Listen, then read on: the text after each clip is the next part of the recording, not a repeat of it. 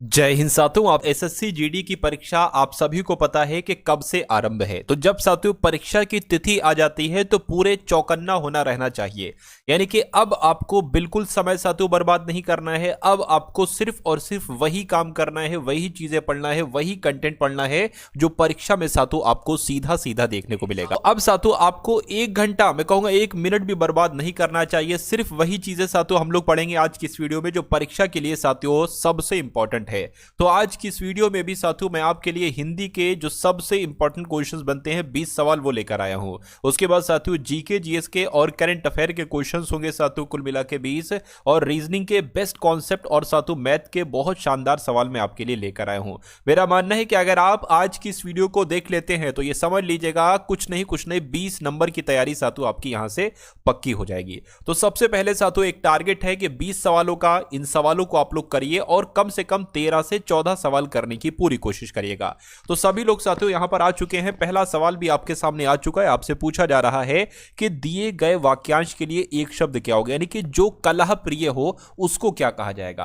कहते नहीं भाई तुम्हें तो कलेश बहुत पसंद है, तुम तो कलह प्रिय हो, यानी कि कलह हो तो तुम्हें अच्छा लगता है, उसको क्या कहा जाता है, उसको झगड़ालू कहा जाता है। और जिनका भी आंसर ऑप्शन नंबर बी के साथ है तो बिल्कुल करेक्ट है। अगला सवाल आपकी स्क्रीन पर है।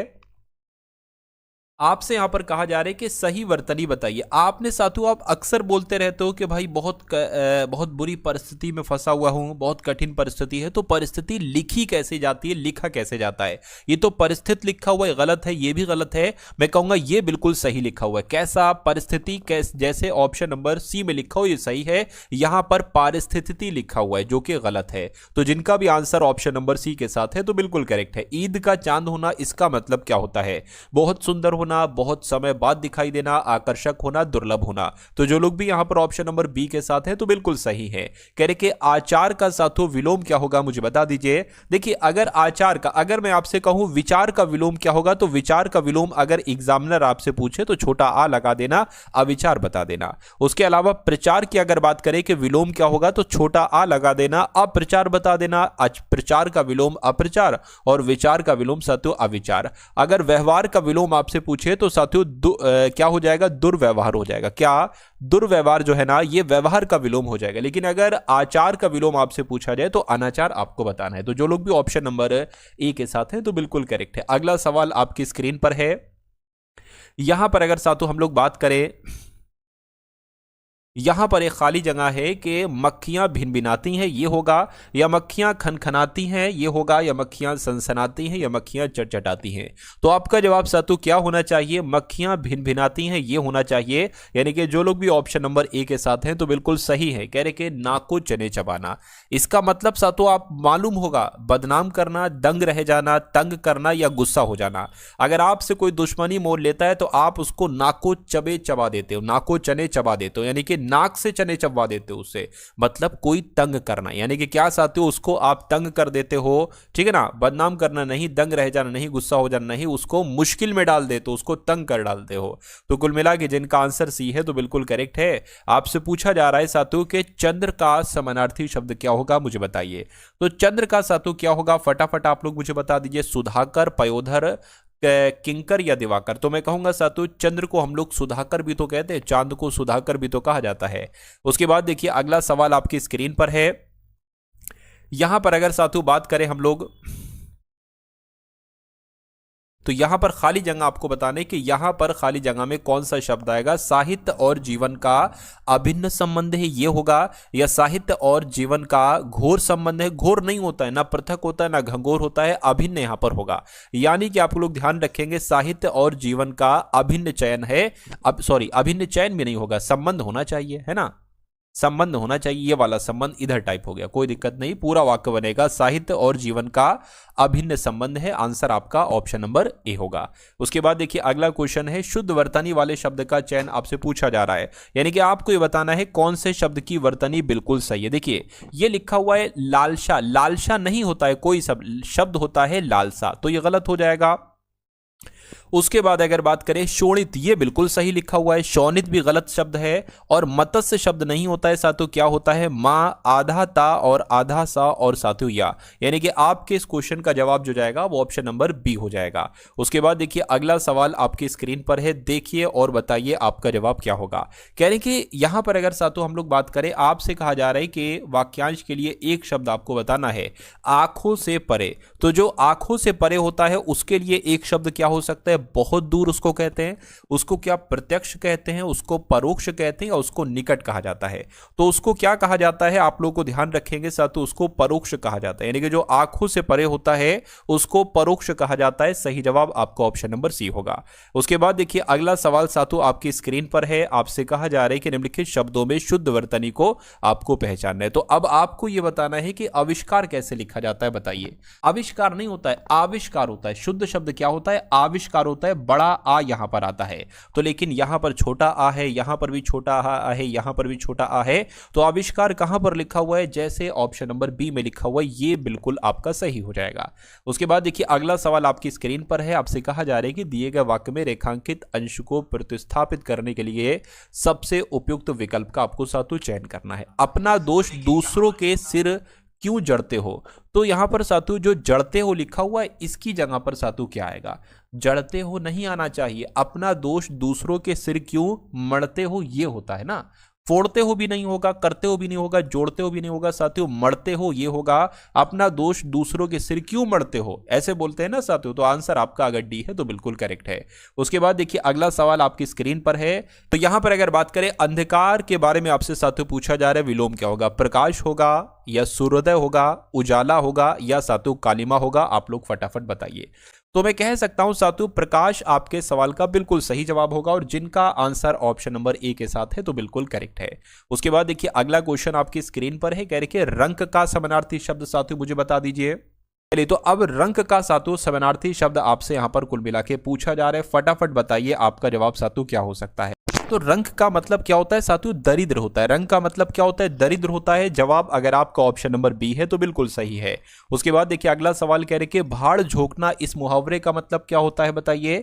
तो समय व्यर्थ खोना, गालियां देना, बहुत श्रम करना या हमला करना। मैं कहूंगा समय व्यर्थ खोने को कहते हैं साथियों भाड़ झोंकना, आंसर आपका ए होगा। उसके बाद देखिए अगला सवाल है आपकी स्क्रीन पर, कह रहे कि उसके पास धन है, उसके पास प्राप्त धन है, ये खाली जगह यहां पर है साथियों।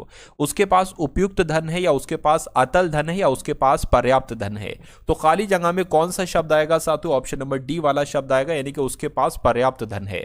अगला सवाल आपकी स्क्रीन पर है, आपसे कहा जा रहा है कि सशस्त्र प्रहरी, अब यहां पर खाली जगह है, उसके बाद कह रहे हैं कि रक्षा कर रहे थे। तो इस खाली जगह में कौन सा इन चारों में से शब्द आएगा। तो सशस्त्र प्रहरी कोष की रक्षा कर रहे थे, ये वाला कोष, या कुल की, या कोष की, कोष की। देखिए मैं कहूंगा ये वाला कोष यहां पर आना चाहिए कि सशस्त्र प्रहरी कोष की रक्षा कर रहे थे। कोष आपका जो होगा वो ऑप्शन नंबर डी वाला साथियों आएगा। उसके बाद देखिए नेक्स्ट नंबर का सवाल आपकी स्क्रीन पर है, आपसे कहा जा रहा है कि समानार्थी शब्द बताइए सरस्वती का।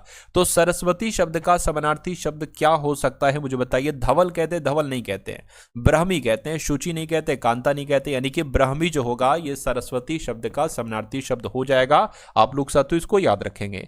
उसके बाद देखिए अगले नंबर का सातों सवाल आपकी स्क्रीन पर है, आपसे कह रहे कि ह्रास का विलोम क्या होगा बताइए। तो ह्रास का विलोम पता क्या होता है, रुदन होता है। ह्रास का विलोम रुदन होता है। उसके बाद देखिए अगला सवाल आपकी स्क्रीन पर है, अपने दोष दूसरों के सर क्यों जड़ते हो। जड़ते हो नहीं आएगा, मरते हो आएगा, यानी कि आंसर आपका डी होगा। अगला नंबर का सवाल आपकी स्क्रीन पर है, 20 सवाल हो चुके हैं। अब साथियों जीके के हम लोग पूरे के पूरे 20 सवाल देखेंगे। इसको साथियों आप लोग अच्छे तरीके से देख लीजिएगा इन सवालों को, ठीक है ना, जो मैं आपको यहां पर करवा रहा हूं।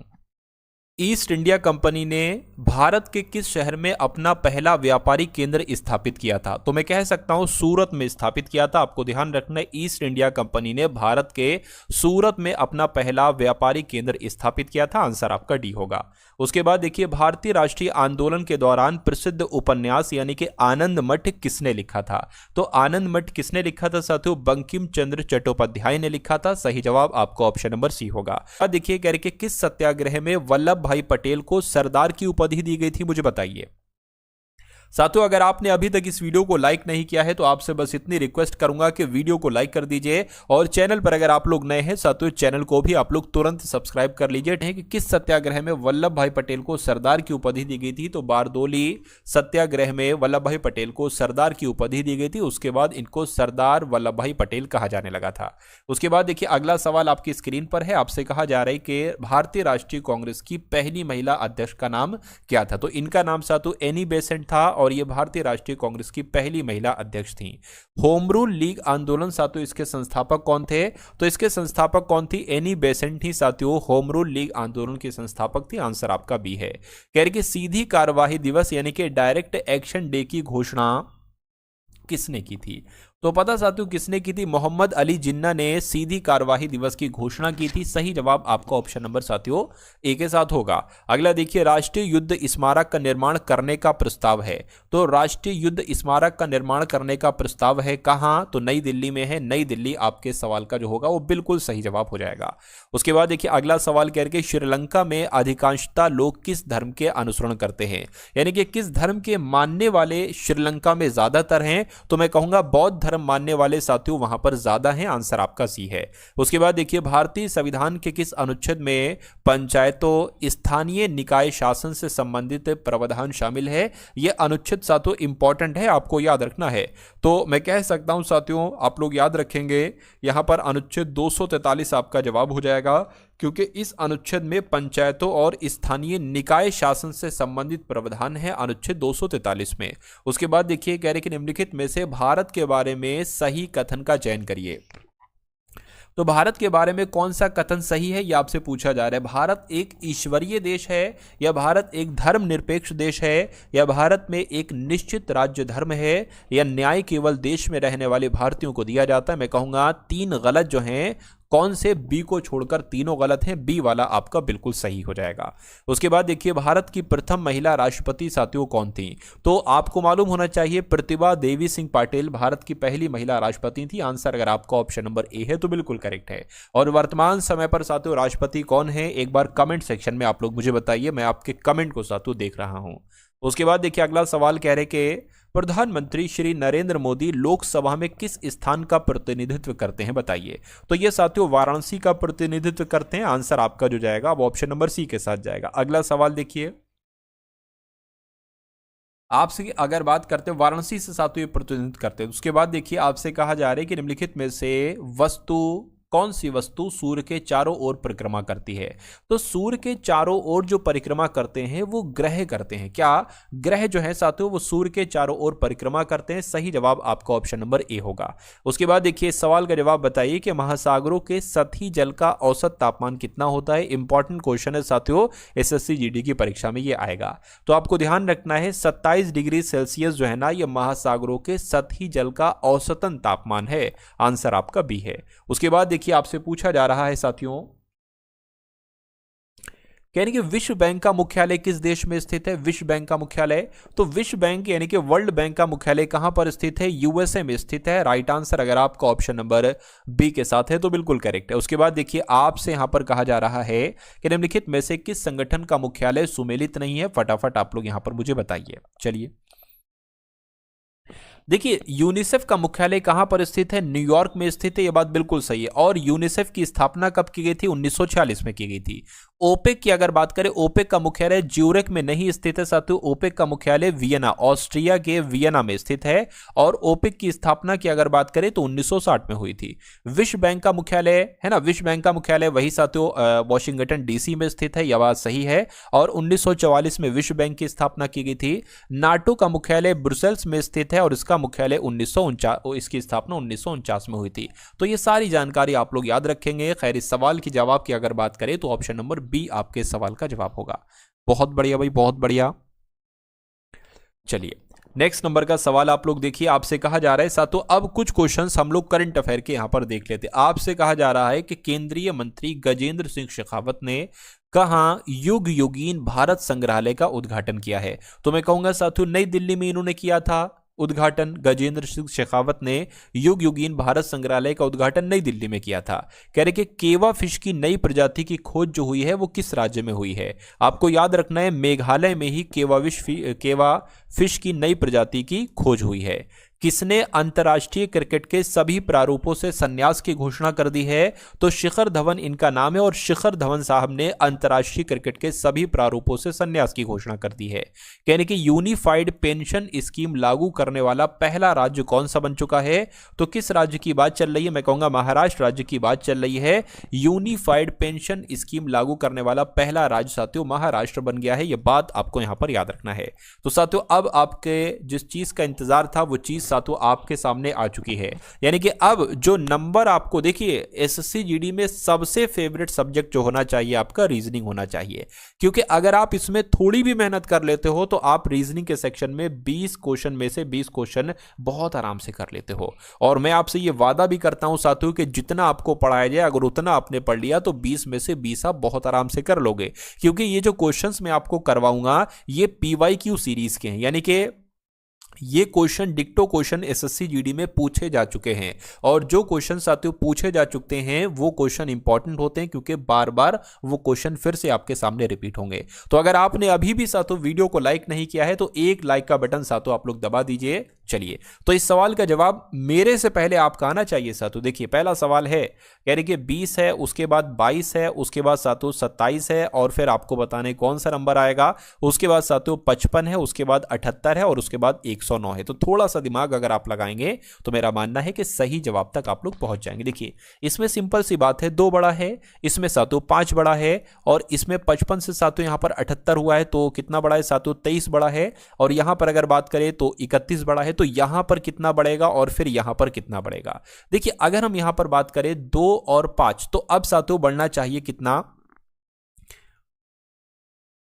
देखिए 27 से अगर हम बात करते हैं साथियों यहां पर 49 तो बहुत हो जाएगा और 30 भी नहीं होगा क्योंकि 30 फिर 30 बढ़ाएंगे तो फिर 3 बढ़ जाएगा, फिर तो क्रम गड़बड़ हो जाएगा। 32 बढ़ेगा या 38 बढ़ेगा? अगर 32 बढ़ता है साथियों तो यहां पर कितना आएगा? 27 का 5 आ जाएगा। 5 भी नहीं आ सकता क्योंकि 5 तो अभी हमने लिया है, तो यहां पर 38 आएगा मेरे हिसाब से, क्योंकि अगर हम 38 बढ़ाएंगे तो फिर यहां पर साथियों कितना हो जाएगा? 11 बढ़ जाएगा और यहां पर साथियों कितना बढ़ेगा मुझे बताइए? यहां पर फिर 17 बढ़ जाएगा। तो ये तो सीरीज सही लग रही है, लेकिन अगर 32 या 30 49 लग देते फिर सीरीज गड़बड़ हो जाती। तो कुल मिला के इस सवाल का जवाब अगर आपका 38 ऑप्शन नंबर ए है तो बिल्कुल करेक्ट। और मैं देख पा रहा हूं कृष्णा का, गुड़िया का, अनस का, विजेंद्र का, रश्मि, कृष्णा, गुड़िया, विजेंद्र, भागराज का, कविता का, जमन का, अजय का, दीप्ति का, आनंद का, शीतू का, आशीष का, विशाल कुमार का, सभी का आंसर यहां पर बिल्कुल सही है। उसके बाद देखिए अगला सवाल, और ये भी सवाल मैं आपको दे रहा हूं यानी कि आपको इस सवाल का जवाब बताना होगा मुझसे पहले। चलिए देखिए साथियों, आपसे यहां पर कहा जा रहा है कि 6 मित्र एक पंक्ति में बैठे हैं, तो एक पंक्ति हम लोग बना लेते, 1 2 3 4 5 और एक साथियों 6 और 6 मित्रों के बैठने की जगह हमने यहां पर बना ली। कह रहे हैं कि उत्तर की ओर उन्मुख है, यानी कि सभी का मुख किस तरफ है? उत्तर की तरफ है। उसके बाद देखिए आपसे कहा जा रहा है कि एच जो है ना ये डी और जी के बीच में बैठा हुआ है, जबकि बी एल और ए के बीच में बैठा हुआ है। ठीक है, कह रहे कि ए और डी अंतिम छोर पर बैठे हैं। तो हम सबसे पहले इस लाइन को सॉल्व कर सकते हैं। कह रहे कि ए और डी अंतिम छोर पर बैठे। अच्छा हो ये भी सकता था, देखिए 1 2 3 4 5 6 लोग हैं, हाँ 6 लोग हैं। डी यहां पर भी बैठ सकता था और ए यहां पर भी बैठ सकता था, कुछ भी हो सकता है। अब देखिए यानी कि डी और जी के बीच में एच बैठा है, तो डी और जी के बीच में एच बैठा है। यहां पर अगर बात करें तो डी और जी के बीच में कौन बैठा है? एच बैठा हुआ है। ठीक है, कोई दिक्कत नहीं। यानी कि एल और ए के बीच में बी बैठा हुआ है, तो एल और ए के बीच में कौन बैठा है? बी बैठा हुआ है। और इधर देखिए एल और ए के बीच में कौन बैठा है? सातों बी बैठा हुआ है। इतनी बात क्लियर है। कह रही कि जी और बी के मध्य कौन बैठा है? तो जी और बी कहां गया? जी और बी के मध्य कौन बैठा हुआ? एल बैठा हुआ है। और इधर से अगर देखते हैं तो जी और बी के मध्य कौन बैठा हुआ? एल बैठा हुआ है। यानी कि दोनों तरफ से हमने चेक कर लिया, दोनों तरफ से हमारा आंसर जो आ रहा है वो ऑप्शन नंबर बी यानी कि एल आ रहा है। और जो लोग भी ऑप्शन नंबर बी के साथ हैं तो मैं कहूंगा आंसर आपका बिल्कुल करेक्ट है। उसके बाद देखिए अगला सवाल आपकी स्क्रीन पर है, बताइए इसका जवाब क्या होगा। चलिए आपसे कहा जा रहा है कि ए डी एफ के बाद बी ई जी है, उसके बाद सी एफ एच है, उसके बाद कौन से यहां पर 3 लेटर आ सकते हैं। तो अगर बात करते हैं, देखिए ए से बी हुआ है, बी से सी हुआ है, तो जाहिर सी बात है सी से यहां पर डी हो जाएगा। डी से ई हुआ है, ई से एफ हुआ है, तो एफ से जाहिर सी बात है जी हो जाएगा। एफ से जी हुआ है, यानी कि एक बड़ा है, फिर एक बड़ा है, तो एक बढ़ेगा तो आई हो जाएगा। यानी कि अब आपको ये देखना है कि डी जी आई कहां पर लिखा हुआ है, डी जी आई ऑप्शन नंबर डी में लिखा हुआ है। तो जो लोग ऑप्शन नंबर डी के साथ हैं तो बिल्कुल सही हैं। अगला सवाल आपकी स्क्रीन पर है। साथियों, अगर आप इस वीडियो को शेयर कर सकते हैं, जो आपके पास ग्रुप्स वगैरह हैं, तो उसमें एक बार इस वीडियो को शेयर कर दीजिए, मुझे बहुत अच्छा लगेगा। चलिए अगले नंबर का साथियों सवाल आपकी स्क्रीन पर है। आपसे कहा जा रहा है कि GARDEN को EBP लिखा जाता है, तो फ्लावर को साथियों क्या लिखा जाएगा। देखिए अगर बात करते हैं, G से E हुआ है यानी कि एक घटा है, A से B हुआ है एक बड़ा है, R से P हुआ है, अब यहां पर साथियों 2 घटा दिया गया। अच्छा, G से E हुआ है 2 घटे हैं, और फिर एक बड़ा है, फिर साथियों 2 बढ़ाए गए हैं, R से 2 घटाए गए हैं। डी से अगर बात करते हैं साथियों, डी से यहां पर अगर बात करें ई हुआ है तो एक बड़ा है ना, और अगर ई से सी पर जाएं तो 2 घटे हैं। तो चलिए जैसे इसमें चल रहा है साथियों, वैसे वैसे हम यहां पर जो है ना वो करते जाएंगे और आंसर हमारा आ जाएगा।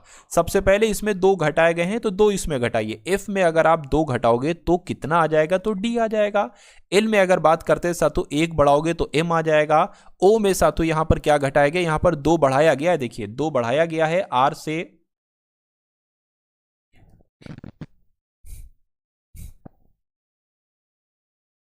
हाँ 2 घटाया गया तो 2 घटाएंगे साथ, तो यहां पर हम लोग एम आ जाएगा। यहां पर डब्लू की अगर बात करें, एक बढ़ाया गया है साथ, तो एक्स आ जाएगा यहां पर। उसके बाद ये कहां पर लिखा हुआ है, डी डबल एम कहां पर लिखा हुआ है, ये तो सिर्फ ऑप्शन नंबर बी में लिखा हुआ है। तो जो लोग ऑप्शन नंबर बी के साथ हैं तो बिल्कुल करेक्ट हैं। उसके बाद देखिए अगला सवाल आपकी स्क्रीन पर है। आपसे कहा जा रहा है कि ऊपर ठीक उसी तरह से नीचे से संबंधित है जिस प्रकार ठंडा किससे संबंधित होगा।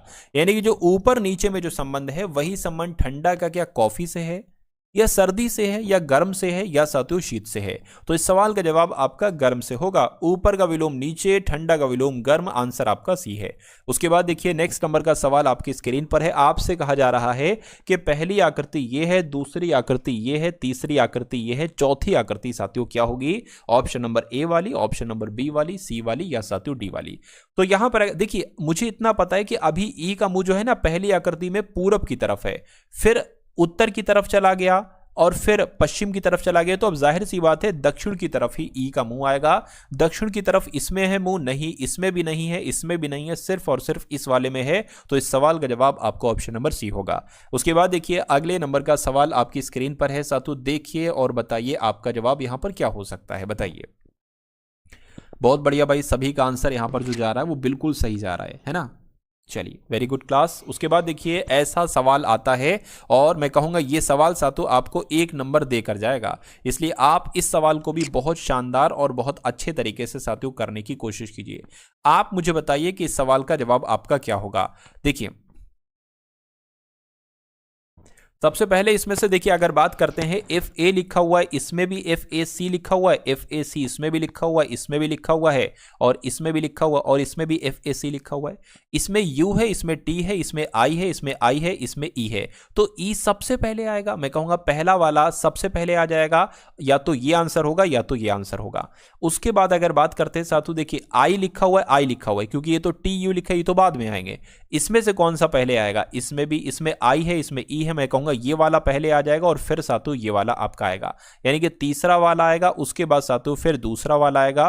तो 1 3 2 कहां पर लिखा हुआ है, ये तो 1 2 3 इसमें भी लिखा हुआ है, 1 3 2 कहां लिखा हुआ है, 1 3 2 ऑप्शन नंबर ए में लिखा हुआ है। तो पूरा सवाल नहीं करना है साथियों, क्योंकि हमें इतना पता चल गया, और ये सिर्फ ऑप्शन नंबर ए वाले में लिखा हुआ है। तो इसलिए इस सवाल को करके हम लोग आगे बढ़ जाएंगे, और यही आपको एग्जाम में करना है।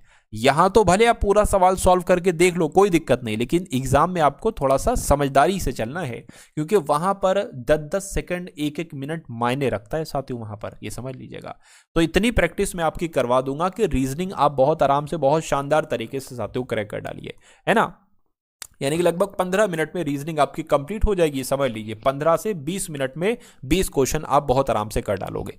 चलिए तो अगला सवाल आपकी स्क्रीन पर है। आपसे कह रहे हैं कि मास्टर को ये लिखा जाता है तो इनफ को साथियों क्या लिखा जाएगा। देखिए एम से यहाँ पर एन हुआ है, एक बढ़ा है यहाँ पर, और ए से बी हुआ है, एक बढ़ा है। इन सब में तो एक एक बढ़ रहा है भाई साहब, एक एक बढ़ रहा है, तो एक एक आप इसमें भी बढ़ा लीजिए। यानी कि ई के बाद क्या आता है, एफ आता है, एन के बाद क्या आता है साथियों, ओ आता है, ओ के बाद क्या आता है, पी आता है, यू के बाद वी आता है, जी के बाद एच आता है, और एच के बाद आई आता है। तो ये कौन से ऑप्शन में लिखा हुआ है, F O P V H I. मैं कहूंगा ये ऑप्शन नंबर ए में लिखा हुआ है। आंसर आपका ऑप्शन नंबर ए होगा। अगला सवाल आपकी स्क्रीन पर है, देखिए इस सवाल को और साथियों बताइए आपका जवाब यहां पर क्या हो सकता है। फटाफट आप लोग बताइए। चलिए तो आपसे कहा यह जा रहा है साथियों कि दी गई शीट को मोड़कर एक घन बनाया गया। बिल्कुल सही बात है। इस तरह निर्मित घन में इनमें से कौन सा अक्षर युग्म विपरीत पृष्ठों पर होगा। क्या डी और एफ विपरीत पृष्ठों पर हैं, क्या बी और ई विपरीत पृष्ठों पर हैं, आपसे पूछा जा रहा है। देखिए मैं आपको एक चीज बताता हूं, वो चीज अगर आप ध्यान रखेंगे तो ये पासे वाला सवाल आप बहुत आराम से कर लेंगे। मैं आपको बताता हूं, अगर हम ए से शुरुआत करें, मैं आपसे एक सवाल करूं कि अगर ए का विपरीत कौन सा है, तो आप एक छोड़कर मुझे बताएंगे, एक नंबर छोड़कर। ए का विपरीत ई है तो ए का विपरीत क्या हो जाएगा साथियों, ई हो जाएगा। उसी प्रकार अगर बात करते एफ की, तो एक को छोड़कर देखिए एफ का विपरीत क्या हो जाएगा, डी हो जाएगा। और अगर डी का विपरीत पूछता तो एफ हो जाता। अब बचा बी और बचा सी, यानी कि बी का विपरीत क्या हो जाएगा साथियों, सी हो जाएगा। तो ये चीजें यहां पर कॉन्सेप्ट है, एक तरीके से आपके सामने है। अब यहां पर अगर बात करें तो देखिए क्या सी का विपरीत एफ है, मैं कहूंगा नहीं, सी का विपरीत एफ नहीं है, सी का विपरीत बी है, तो ये गलत होगा। ई का विपरीत एफ है क्या, ई का विपरीत एफ नहीं है भाई साहब, ई का विपरीत ए है, तो ये भी गलत होगा।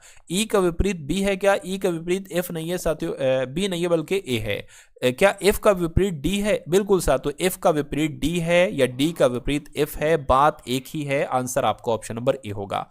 उसके बाद देखिए नेक्स्ट नंबर का सवाल आपकी स्क्रीन पर है। देखिए सवाल को साथियों और आप लोग मुझे बताइए आपका जवाब साथियों यहां पर क्या होगा। कह रहे हैं कि शब्दों के उस समूह का चयन कीजिए जो दिए गए वेन आरेख द्वारा सर्वोत्तम ढंग से है। यहां पर एक तरीके से वेन आरेख नहीं बन पाया है, वेन आरेख मैं आपको बनाकर बतला देता हूं। ये वेन आरेख है, तो इसके अनुसार आपको बताना है इसमें से कौन सा ऑप्शन सही होगा। फटाफट आप लोग बताइए। चलिए देखिए, इंजीनियर, स्नातक, ये सब पढ़े लिखे हैं और इनका संबंध ही नहीं हो सकता अशिक्षित से। किसान, ग्रामीण और साक्षर, है ना, किसान, ग्रामीण और साक्षर का ये संबंध हो सकता है। डॉक्टर, नर्स, इंसान का ये संबंध हो सकता है क्या, ये महिलाओं, माताओं और पुत्रियों का संबंध हो सकता है क्या, मैं कहूंगा बिल्कुल हो सकता है। देखिए ये बड़ा वाला जो है ये महिलाएं हो गई, है ना, बड़ी वाली महिलाएं हो गई, और ये जो दूसरा वाला है ये माताएं हो गई, और माताओं के अंतर्गत साथियों पुत्रियां आ गई। यानी कि जितनी भी पुत्रियां हैं वो सब माता बनेगी और माता हो सकती होंगी, और जो भी माताएं हैं वो सब महिलाएं हैं। तो कुल मिला के आपके सवाल का जो जवाब जाएगा वो ऑप्शन नंबर डी के साथ जाएगा, और जिनका आंसर ऑप्शन नंबर डी के साथ है तो बिल्कुल सही है। अगला सवाल आपकी स्क्रीन पर है, देखिए सवाल को और बताइए आपका जवाब साथियों क्या है। आपसे कहा जा रहा है कि एक निश्चित कूट भाषा में CAMEL को ECNGN लिखा जाता है, ठीक है। उसके बाद साथियों HORSE को क्या लिखा जाता है, JQSUG लिखा जाता है, ठीक है। उसके बाद आपसे पूछा जा रहा है कि वेल यानी कि WHALE को क्या लिखा जा सकता है। एक बार फटाफट आप लोग मुझे बताइएगा। यहां पर सातु क्या लॉजिक लगा है, क्या कॉन्सेप्ट लगा है, एक बार देख लीजिए और बता दीजिए आपका जवाब सातु क्या होगा। देखिए C से E हुआ है यानी कि 2 बड़ा है, A से C हुआ है यानी कि 2 बड़ा है, M से N हुआ है 1 बड़ा है, 2 बड़ा है, 2 बड़ा है, 1 बड़ा है, E से G हुआ है 2 बड़ा है, और L से N हुआ है यानी कि 2 बड़ा है, फिर से 2 बड़ा है, 2 बड़ा। तो ये लॉजिक लगा है क्या, इसमें भी ये लॉजिक लगा है। देखिए जरा, H से J 2 बड़ा है, O से Q 2 बड़ा है, R से S 1 बड़ा है, ठीक है, इसमें भी 2 बड़ा है। तो यही काम सा, तो यहां पर आप लोग कर लीजिए, आपका आंसर बहुत आराम से आ जाएगा। तो W 23 पर होता है, 2 बढ़ाओगे Y आ जाएगा। अब यहां पर H में 2 बढ़ाओगे J आ जाएगा, एक में A बढ़ाओगे B आ जाएगा, और इसमें भी 2 बढ़ाओगे साथियों क्या आ जाएगा, N, और फिर G आ जाएगा। ये कौन से ऑप्शन में लिखा हुआ है, YJBNG ऑप्शन नंबर B में लिखा हुआ है। तो जिनका आंसर ऑप्शन नंबर B के साथ है तो बिल्कुल सही है। उसके बाद देखिए नेक्स्ट नंबर का सवाल सातु आपकी स्क्रीन पर है। देखिए इस सवाल को और बताइए आपका जवाब सातु क्या हो सकता है। चलिए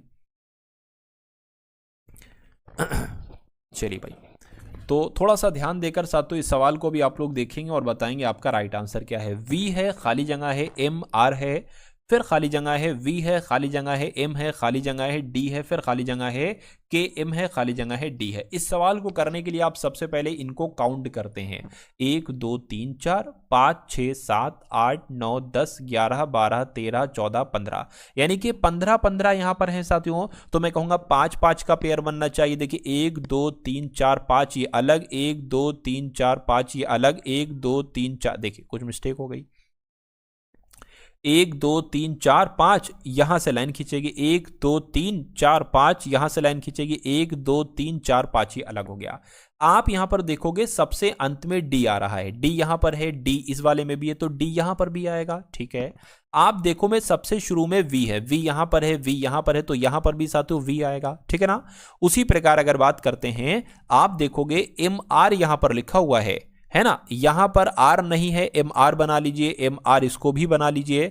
यहां पर वी के लिखा हुआ है, तो वी तो है, के नहीं है, तो के बना लीजिए, यहां पर भी के बना लीजिए। अब आप देखिए आपने सारे फिल कर दिए।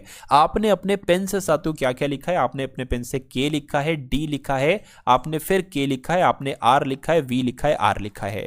तो ये कौन से ऑप्शन में लिखा हुआ है, के डी के आर वी आर, मैं कहूंगा ये ऑप्शन नंबर बी में लिखा हुआ है। तो जिनका आंसर ऑप्शन नंबर बी के साथ है, तो बिल्कुल सही है। बढ़िया पीवाईक्यू कराते हो आप, थैंक यू भाई, थैंक यू सो मच आपको भी।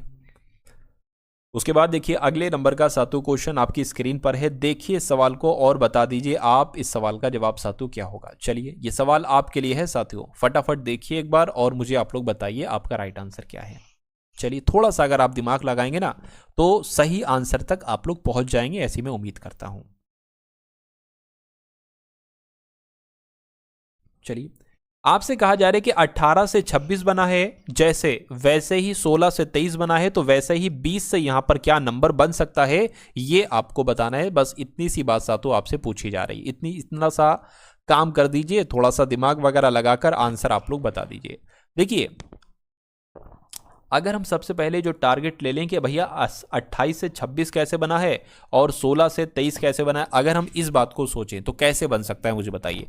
जैसे कि ये 18 है, अगर हम 18 में एक काम ये करिए कि अगर हम 18 में इस नंबर का आधा जोड़ते हैं, यानी कि 18 का आधा, तो कितना हो जाएगा, तो 27 हो जाएगा। अब 27 से 26 बनाने के लिए एक अगर हम घटा देते तो 26 बन जाएगा, ये तरीका है। उसी प्रकार 16 की अगर बात करें, 16 में इसका आधा जोड़ते हैं, 16 का आधा कितना होता है 8, तो कितना बन जाएगा साथियों, 24 बन जाएगा। अब 24 से 23 बनाने के लिए एक हमें घटाना पड़ेगा। तो उसी प्रकार साथियों 20 से अगर हम ये नंबर बनाना चाहते हैं तो 20 में हमें साथियों इसका आधा जोड़ना पड़ेगा, यानी कि 10 जोड़ना पड़ेगा, कितना आ जाएगा 30, और ये नंबर बनाने के लिए हमें एक घटाना पड़ेगा, यानी कि यहां पर आएगा 29। तो इस प्रकार जिनका आंसर, जो लोग भी ऑप्शन नंबर डी यानी कि 29 के साथ हैं, उनका आंसर बिल्कुल सही माना जाएगा। भाई बहुत बढ़िया, वेरी गुड क्लास। अगला सवाल आपकी स्क्रीन पर है, अच्छा सवाल है साथियों, देखिए सवाल को और बता दीजिए आपके सवाल का जवाब क्या हो सकता है। चलिए आपसे जो जो कहा जा रहा है साथियों वो आप करते जाएंगे और बस आपका आंसर जो है ना वो बहुत आराम से यहां पर साथियों आ जाएगा।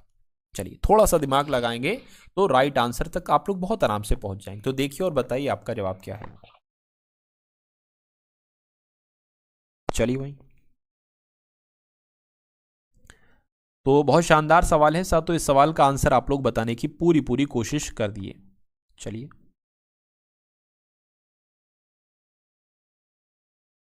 देखिए मैं आपको समझा देता हूं। सबसे पहले जो जो कहा गया वो सातों आप लोग करते रहे। कह रहे कि ए डी का पिता है, तो हमें कुछ नहीं पता, हमें इतना पता है कि ए जो है ना ये डी का पिता, ए जो है ये डी का पिता है। ए ऊपर ही तो आएगा, पिता है तो प्लस लगा लेते, माता होती तो माइनस लगा लेते पहचान के लिए। कह रहे कि सी और डी भाई हैं, यानी कि डी और सी भाई हैं, ये भी भाई है, ये भी भाई है, दोनों आपस में भाई भाई, और इनके पिताश्री कौन है, पिताश्री इनके ए हैं। उसके बाद कह रहे हैं साथियों जी बी की माँ है।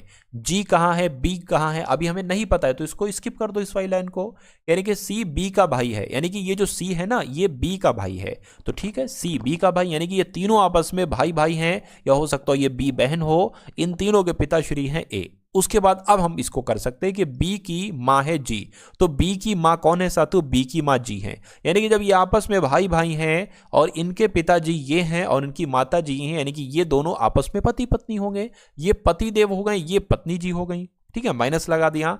यानी कि जी ए से किस प्रकार संबंधित है, से जहां पर आए उससे पहले जो लेटर लिखा होगा आपको बताने कि वो क्या कहेगा। यानी कि ए क्या कहेगा सातों इस जी को, तो ए क्या कहेगा जी को, ए तो अपनी पत्नी कहेगा भाई साहब, पत्नी कहेगा तो पत्नी कौन से ऑप्शन में है, ऑप्शन नंबर डी वाले में है, तो यही आपके सवाल का बिल्कुल सही और सटीक जवाब हो जाएगा। उसके बाद देखिए अगले नंबर का सातों सवाल आपकी स्क्रीन पर है। कथन और निष्कर्ष वाले समझ लीजिए 2 सवाल सातों एसएससी जीडी के एग्जाम में आते हैं, है ना। चलिए तो इसको सवाल को देख लेते हैं साथियों। हम लोग कह रहे हैं कि सभी स्कूटर 2 पहिए हैं, क्या सभी स्कूटर, है ना, सभी स्कूटर, मान लीजिए साथियों क्या हो गए, ये स्कूटर हो गए और कह रहे हैं कि सभी स्कूटर जो है ना वो 2 पहिया वाहन है, ठीक है। सभी स्कूटर 2 पहिया वाहन है, सभी साइकिल 2 पहिया वाहन, यानी कि साइकिल भी साथियों इसके अंतर्गत ही आएंगी। अब निष्कर्ष पढ़िए और बताइए कौन सा निष्कर्ष सही है, कौन सा निष्कर्ष गलत है। कह रहे हैं कि आपसे सभी स्कूटर साइकिलें, सभी स्कूटर साइकिलें कैसे हो सकता भाई साहब, स्कूटर ये हैं साइकिल ये हैं, कहाँ कुछ स्कूटर साइकिल है, तो गलत है। सभी साइकिल स्कूटर हैं, सभी साइकिल स्कूटर हैं, इनका भी कोई संबंध नहीं है, ना तो कोई स्कूटर साइकिल है और ना कोई साइकिल स्कूटर, तो ये दोनों गलत हो जाएंगे। ना तो निष्कर्ष 1 और ना ही निष्कर्ष 2 अनुसरण करता है। ऐसा कहां पर लिखा हुआ है, ऐसा आपका ऑप्शन नंबर ए में लिखा हुआ है। उसके बाद देखिए नेक्स्ट नंबर का सातों सवाल आपकी स्क्रीन पर है ना। चलिए अगला सवाल देखिए, एक वस्तु का अंकित मूल्य 850 है। यदि एक, अब मैथ के सवाल साथों शुरू हो चुके हैं यहां पर मैथ के सवाल। चलिए तो कह रहे हैं कि एक वस्तु का अंकित मूल्य 850 है, यदि दुकानदार ने वस्तु पर 30% की छूट देने के बाद इसे 15% की हानि पर बेचा तो वस्तु का क्रय मूल्य क्या है। बहुत आसान और बहुत शानदार सवाल है, मैं आपको समझा देता हूं। सबसे पहले बेसिक मानिए, अगर कोई वस्तु 100 रुपए की है, अगर इस पर 20% की छूट दी जाएगी तो इसको 80% में बेचा जाएगा, यानी कि 80/100 में। ये एक कॉन्सेप्ट है, आप लोग याद रखेंगे। इसी हिसाब से हम लोग इसको करेंगे कि अगर किसी वस्तु का अंकित मूल्य 850 है और वो बंदा उसको 30% की छूट पर देता है, यानी कि वो उसको 70% में बेचेगा, तो सबसे पहले तो ये देखिए कि 850 रुपए की कोई चीज जब 30% की छूट पर दी जाती है तो वो कितने रुपए की बिकती है। फिर इसके बाद जो काम है वो हम बाद में करेंगे। तो इन दोनों जीरो से ये 2 जीरो कैंसिल हो जाएंगे। 85 की गुणा 7 से आप लोग कर लीजिए, 7 पंजे 35 हो जाएगा, 7 अट्टे 56 हो जाएगा, 59 यहां पर आ जाएगा। यानी कि जब 70% अर्थात 30% की छूट पर कोई वस्तु बेची जाती है, 850 रुपए की जगह वो 595 रुपए की हो जाती। कितने रुपए की साथियों, 595 की हो जाती। अच्छा, उसके बाद कहा गया है कि फिर इसको 15% की, यानी कि अब ये जो 595 रुपए की बेची जा रही है ये 15% की हानि पर बेची जा रही है, यानी कि अब ये वस्तु 85% में बेची जा रही है। अरे भाई 10% की हानि पर बेची जाएगी तो 90% में बेची जाएगी, 15% की हानि पर बेची जाएगी तो वो 85% में बेची जाएगी। तो वस्तु का क्रय मूल्य कितना होगा, वस्तु का क्रय मूल्य हमेशा 100% होता है। तो 85% की वैल्यू अगर 595 है तो 100% की वैल्यू क्या होगी, देखिए साथियों, तो 595 बटे अगर हम 85 कर देंगे तो ये 1% की वैल्यू आ जाएगी। 100% की वैल्यू निकालना है तो 100 से गुणा करा लीजिए, आपको 100% की वैल्यू मिल जाएगी और वही वस्तु का क्रय मूल्य होगा। तो इसको 5 से अगर कट करवाएं तो 5 एकम 5, 5 सत्ते 35 हो जाएगा, 5 एकम 5, 5 एकम 5, 5 नीम आपका कितना हो जाएगा साथियों, 45 हो जाएगा। यहां तक अगर बात क्लियर है तो फिर कोई दिक्कत नहीं है साथियों, ठीक है ना। 17 सत्ते कितना होता है, 119 होता है, तो साथियों 17 सत्ते आपका कितना आ जाएगा, 119 हो जाएगा गुणा 100, यानी कि 700 रुपए आपका जवाब हो जाएगा। तो वस्तु का क्रय मूल्य कितना होगा, 700 होगा। और 700 जिनका आंसर है उनका आंसर बिल्कुल करेक्ट है। सर आप कहां से हो, भाई मैं यूपी से हूं। हाँ बिल्कुल साथियों, पास हो जाओगे, डेली मेहनत करोगे तो पास हो जाओगे। क्योंकि भाई एग्जामिनर क्या लेता है, भाई एग्जामिनर वही सवाल इंग्लिश के, सॉरी हिंदी के वही सवाल मैथ के, रीजनिंग के, बार बार। तो आप जब ज़्यादा से ज़्यादा प्रैक्टिस कर लोगे क्वेश्चंस की तो ये समझ लीजिए सारे सवाल आपको अपने से लगने लगेंगे, यानी कि आपको ऐसा लगेगा कि भाई ये सवाल तो मैं रोज प्रैक्टिस करता था। चलिए उसके बाद देखिए अगले नंबर का सवाल आपकी स्क्रीन पर है, देखिए इस सवाल को और बताइए आपका जवाब क्या हो सकता है। आपसे यहां पर कहा जा रहा है कि ए बी सी अकेले अकेले एक कार्य को क्रमशः 12, 10 और 15 दिन में पूरा करते हैं। सिंपल सी बात ये कही गई है कि ए एक काम को 12 दिन में करता है, बी उसी काम को 10 दिन में करता है और सी उसी काम को साथियों 15 दिन में करता है। यानी कि तीनों एक साथ मिलकर काम शुरू करते हैं और 3 दिनों के बाद बी और सी काम छोड़ देता है, यानी कि बी और सी कहता है भाई अब मेरे से काम ना हो पाएगा, तो बी और सी तो चले जाते हैं, सिर्फ ए बचता है, तो वो जो बचा हुआ काम है ना वो ए करता है। तो आपसे यही पूछा जा रहा है कि जो शेष कार्य है अकेले ए अगर करता है तो उसको कितने दिन लगते हैं।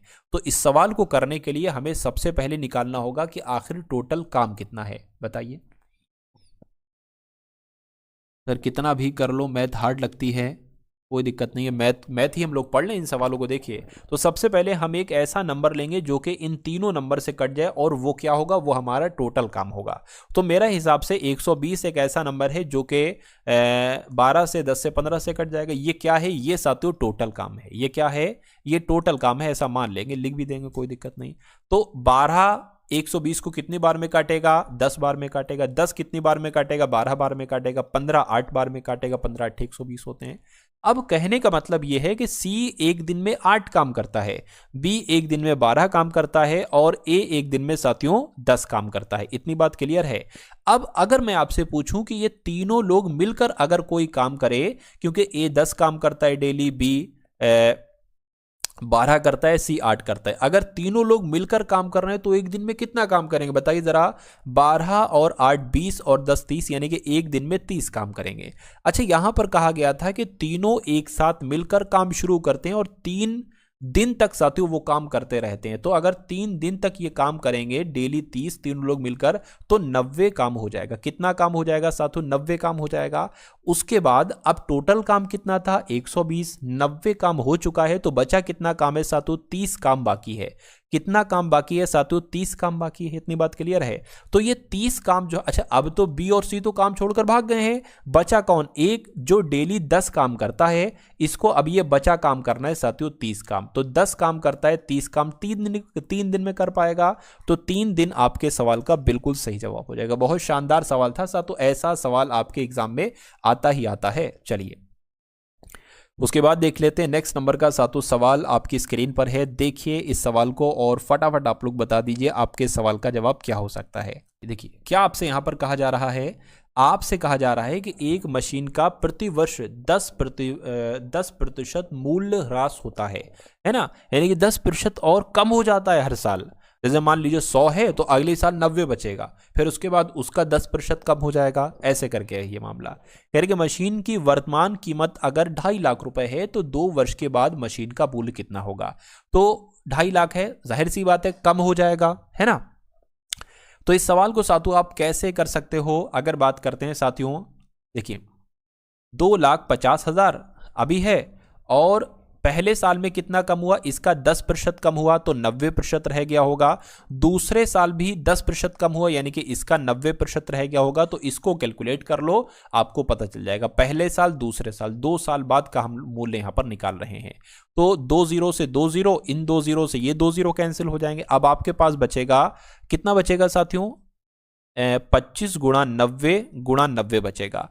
तो 9 9 81 हो जाएगी, यानी कि 81 और 00 भी लगा देंगे। 25 की गुणा कर लीजिए साथियों पहले, तो 5 एकम 5, 5 अट्ठे 40 हो जाएगा। 2 एकम 2, 2 अट्ठे 16 हो जाएगा। 2 0 भी लगाना है, 2 0 पहले लगा लीजिए, कहीं भूल गए, है ना। 2 आ जाएगा, ये आपका 10, यानी कि 2,25,000 आपका आंसर आ जाएगा।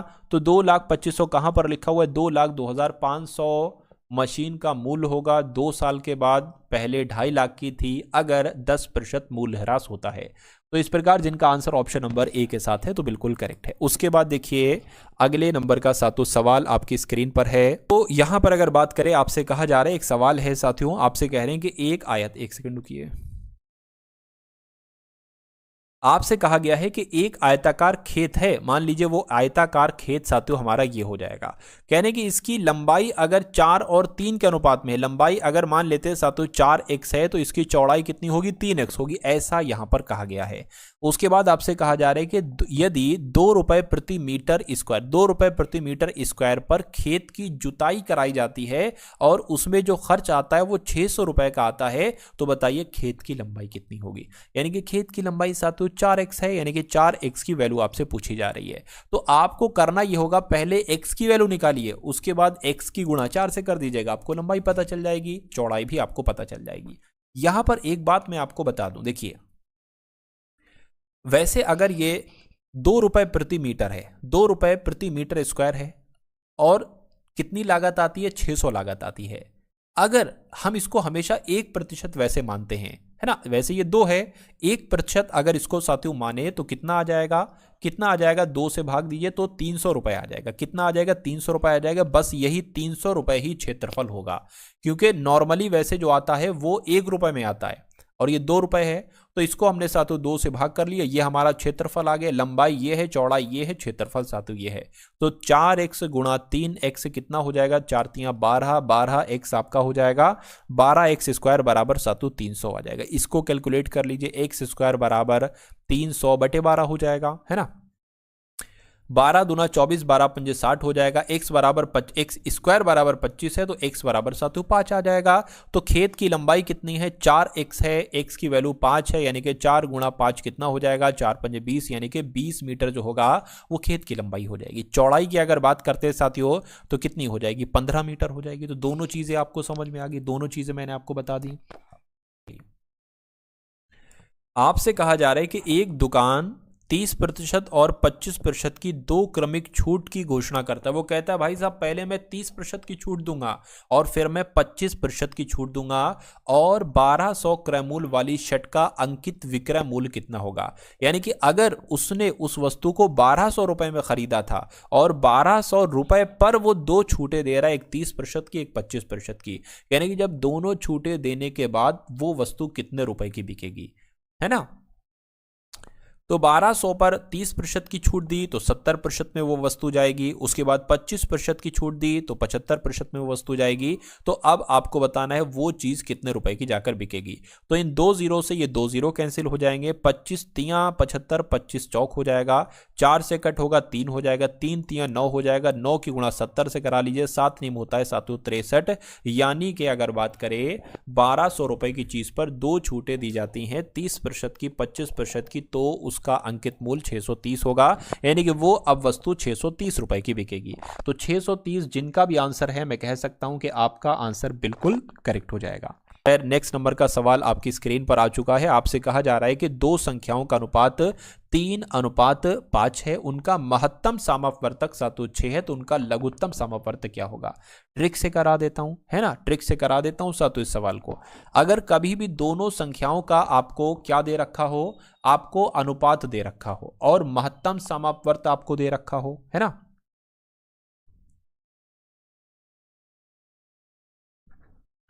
तो आप क्या कराएंगे सातु? आप इनकी गुणा, यानी कि अगर बात करते सातु क्या आप करा लेंगे? 3 × 5 ये पहली संख्या, ये दूसरी संख्या, और महत्तम समापवर्तक से साथियों आप इसकी गुणा करा लेंगे, और इन सब को गुणा कराने के बाद जो आएगा वही आपका एलसीएम होगा, वही आपका लघुत्तम समवर्त होगा। 6 पंजे 30, 30 तियां 90, यानी कि 90 जो होगा वो आपका एलसीएम आ जाएगा। और एलसीएम कहां पर लिखा हुआ है? ऑप्शन नंबर डी में लिखा हुआ है। उसके बाद देखिए अगले नंबर का क्वेश्चन साथियों आपकी स्क्रीन पर है। आपसे कहा जा रहा है, इसको मैं सही तरीके से टाइप कर दूं। देखिए साथियों, ब्रैकेट के अंदर है 12 भाग, और फिर ब्रैकेट के अंदर है 2 × 3 ब्रैकेट बंद, फिर ब्रैकेट बंद भाग, और ब्रैकेट के अंदर है साथियों 24 भाग, ब्रैकेट के अंदर है 8 - 5 और ब्रैकेट बंद। इसको आपको क्या करना होगा? कैलकुलेट करना होगा और बताना होगा आपके सवाल का जवाब क्या है। चलिए, तो अगर बात करते देखिए, सबसे पहले जो ब्रैकेट के अंदर है 3 दूना 6, ये 6 आ जाएगा, और ये भाग कितना है? 12 आ जाएगा। ब्रैकेट बंद हो गया, ये भाग आ जाएगा। 8 में से 5 जाएगा, 3 बचेगा, और साथ ये क्या आ जाएगा? ये 24 हो जाएगा।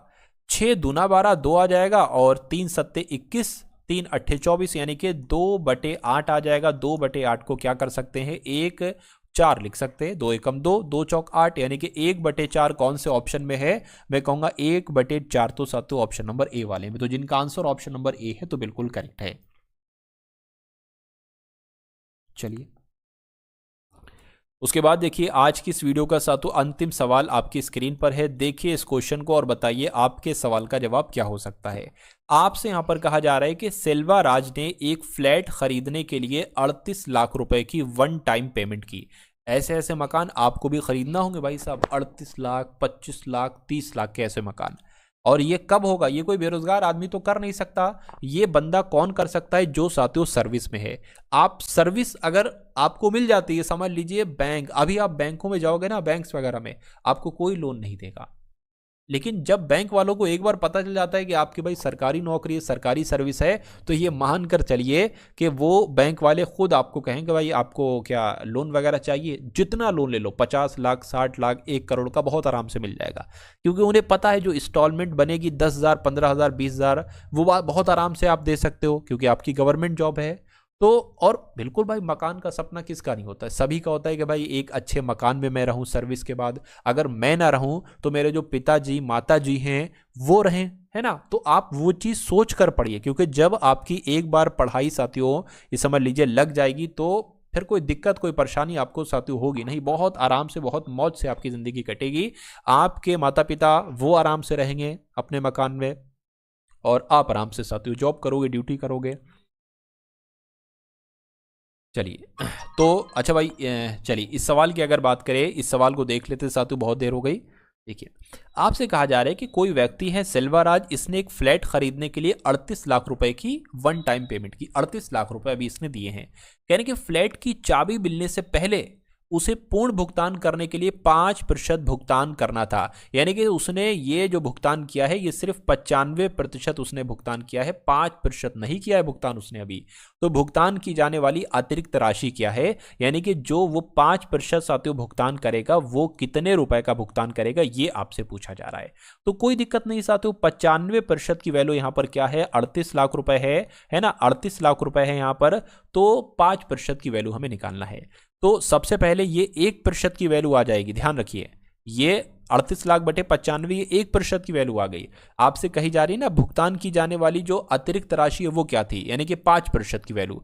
तो इसकी 5 से गुणा करा दीजिए, आपका आंसर आ जाएगा। 5 से अगर इसको कट कराएं तो 5 एकम 5, 5 नीम 45 हो जाएगा, 5 एकम 5, 19 दूना साथियों 38 हो जाएगा, और ये आपका आ जाएगा साथियों यहाँ पर, यानी कि 2 लाख। तो 2 लाख आपके सवाल का बिल्कुल सही जवाब होगा। ये आप सबकी समझ में आया साथियों सवाल? बताइए, ये सभी लोगों की साथियों यहाँ पर समझ में आया? अगर समझ में आया तो बहुत अच्छी बात है। मैं फिर से बता देता हूँ, 38 लाख रुपए की वन टाइम पे उसने पैसे दिए हैं, लेकिन अभी उसके हाथ में चाबी नहीं आई है। क्यों? क्योंकि उसने 5% पैसा नहीं दिया है। तो वो 5% पैसा कितना देगा, और ये आपसे पूछा जा रहा है। तो 5% पैसा नहीं दिया है, यानी कि उसने 38 लाख रुपए दिए हैं, जो कि 95% दिए हैं। तो 95% की वैल्यू 38 लाख है। 95 लाख बटे 95 करोगे, ये वैल्यू 1% की आ जाएगी। 5% की वैल्यू हमको चाहिए है, तो 5 से सातों हम गुणा कर देंगे। चलिए, तो साथियों ये सारे के सारे आपके सामने सवाल थे। ये सारे क्वेश्चंस आपको कैसे लगे, एक बार कमेंट सेक्शन में जरूर बताइएगा।